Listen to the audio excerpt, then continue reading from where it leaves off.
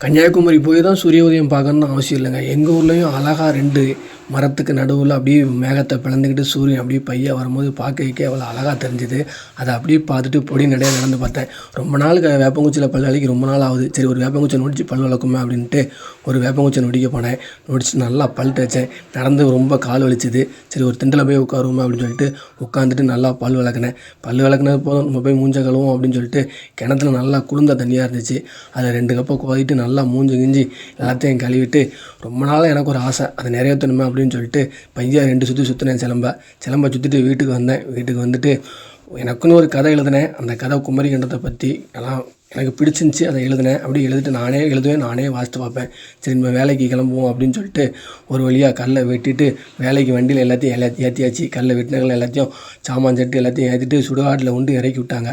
என்னடா வேலை அப்படின்னு பார்த்தா ஒரு கல்லறைக்கு கிரைனேட் ஒட்டணும், அதுக்கு தான் போயிருந்தோம். சரி ஒரு குழியை தோண்டோம் அப்படின்னு சொல்லிட்டு ஒரு 7க்கு 3 குழியை தோண்டிட்டு கலவையெல்லாம் போட்டு ரெடி பண்ணிவிட்டு கல்லை வெட்ட ஆரம்பித்தோம். மறுபடியும் வெட்டிட்டு ஒரு வழியாக அந்த கலவையை போட்டு நல்லா காங்கிரீட் போட்டு விட்டாச்சு.